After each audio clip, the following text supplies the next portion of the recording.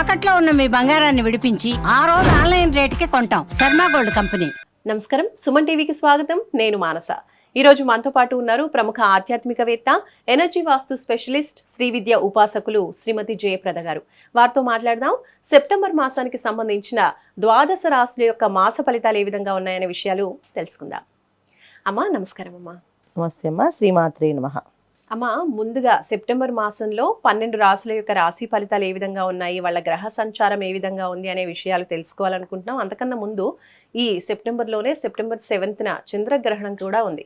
కాబట్టి ఆ గ్రహణం గురించి, గ్రహణం ప్రభావం గురించి, దాంతోపాటు 12 రాశులకి సంబంధించి గ్రహ సంచారం ఏ విధంగా ఉంది అనే విషయాలు కూడా తెలియచేయండి. చంద్రగ్రహణం అనేది మనకి 7వ తారీఖే వస్తుంది, అంటే మొదటి వారంలోనే వస్తుంది కనుక కాస్త దీని ప్రభావం అనేది అన్ని రాశుల వాళ్ళకి ఉంటుంది.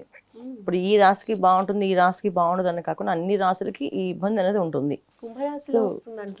కుంభరాశిలో వస్తుంది. ఈ గ్రహణం యొక్క విశేషం ఏంటంటే ఏ రాశికి బాగుంటుంది, ఏ నక్షత్రం బాగుంటుంది. గ్రహణం అనేది ఏంటంటే మన పూర్వీకుల్లో కానీ మన వేదాల్లో కానీ చెప్పింది ఏంటంటే, గ్రహణం అంటే మనం అపవిత్రం అవుతాము, పవిత్రంగా ఉండాలి అంటే మనం కొంచెం అశౌచాన్ని పాటించాలి.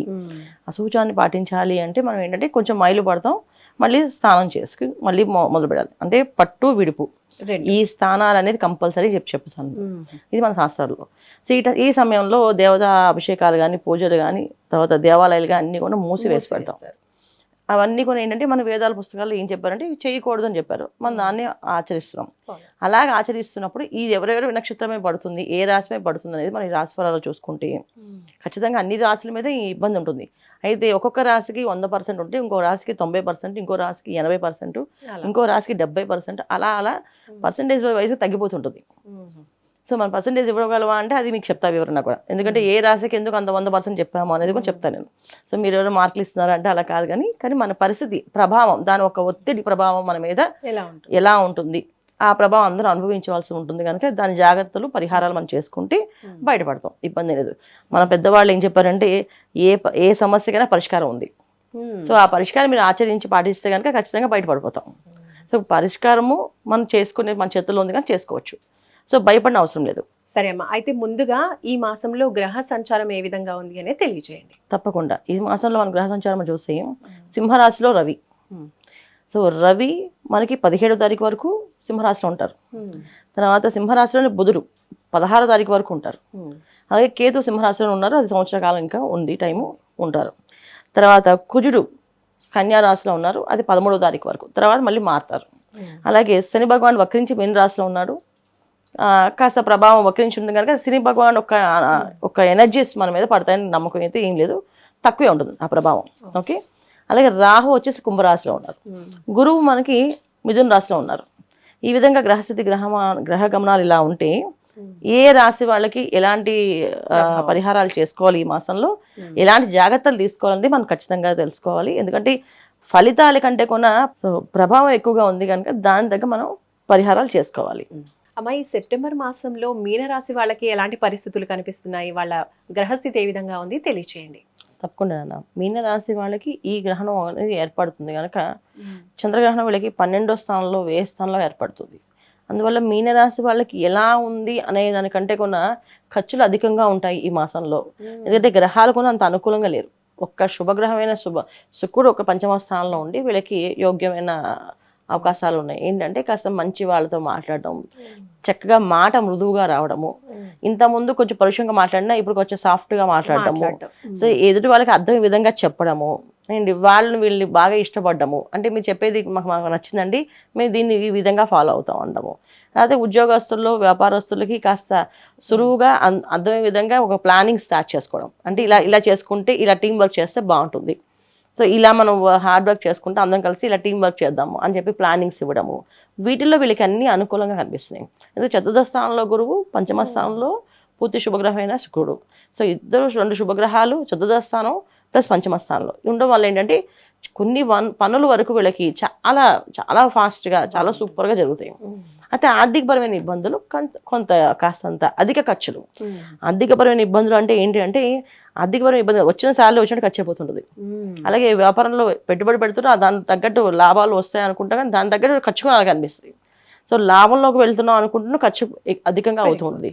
సప్తమ స్థానంలో కుజుండడం వల్ల కాస్త అగ్రెసివ్గా మాట్లాడే అవకాశాలు, కొంత పరుషంగా అప్పుడప్పుడు, మామూలుగా ఎంత మృదువుగా సాఫ్ట్గా మాట్లాడినా కాస్త కోపము, కాస్త గట్టిగా సమాధానం చెప్పడం, తెలియకుండానే మనలో ఒక అహంకారాన్ని తీసుకొస్తాడు. ఆ అహంకారం ఎలా ఉంటుంది అంటే మనకు తెలియకుండానే మనం ఎదుటి వాళ్ళని నాకు ఇంత ఉంది, నువ్వు నా ముందు ఎంత అని మాట్లాడేస్తాం.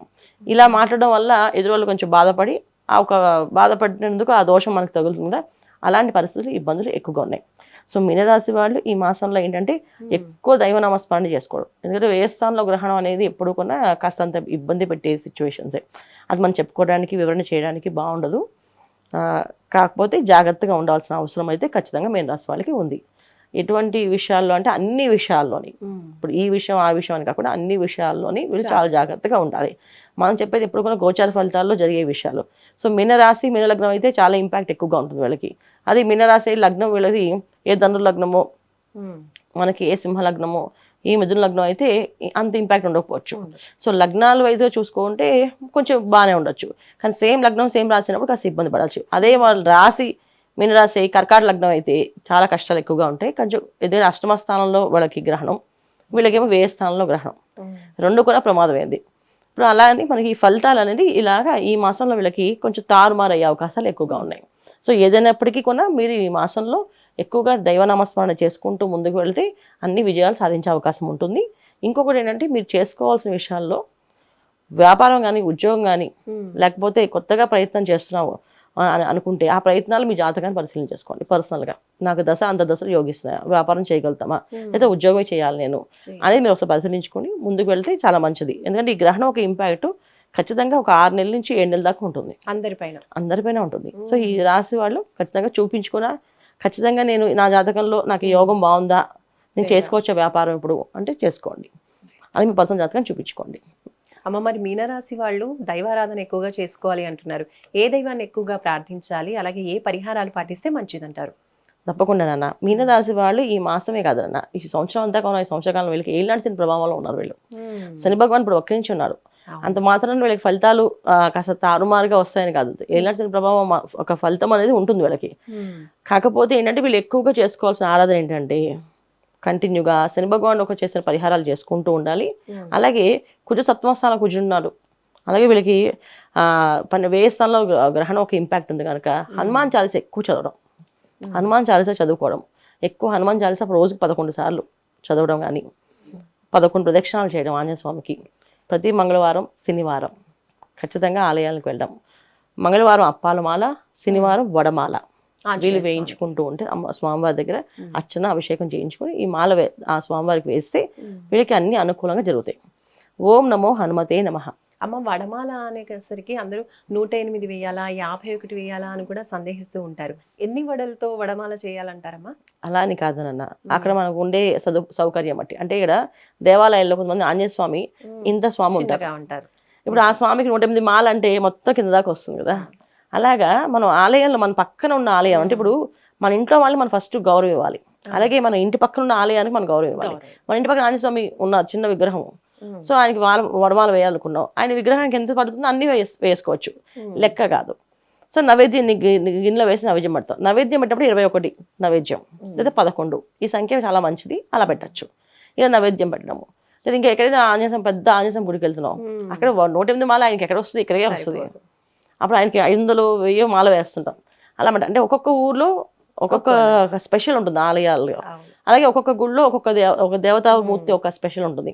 ఆ దేవతామూర్తి ఎలా ఉంది, అక్కడ ఏం వేస్తారు, అక్కడ ఎలా అలంకరణ ఇస్తారు స్వామివారికి తెలుసుకొని అలా చేయించాలి. ఖచ్చితంగా వీళ్ళైతే మనలో వడమాల వేయించాలి. ఇప్పుడు మాది ఇక్కడ కొన్ని దేవాలయాల్లో మాల వేయడం అవదండి అంటారు. సో వేసే దేవాలయానికి వెళ్ళండి, ఇక్కడ నైవేద్యం పట్టించండి.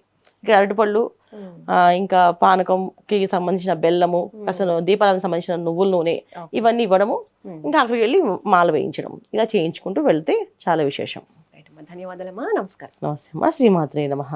చూస్తున్నారు కదండి, ఇది మీనరాశికి సంబంధించిన సెప్టెంబర్ మాస ఫలితాలు. అలాగే గ్రహణ ప్రభావం కూడా వీళ్ళపైన ఎక్కువగా ఉంటుంది, ఏలినాటి శని కూడా ఉంది అంటున్నారు. కాబట్టి తప్పకుండా అమ్మ చెప్పినటువంటి పరిహారాల్ని పాటించండి. చూస్తూనే ఉండండి సుమన్ టీవీ. నమస్కారం.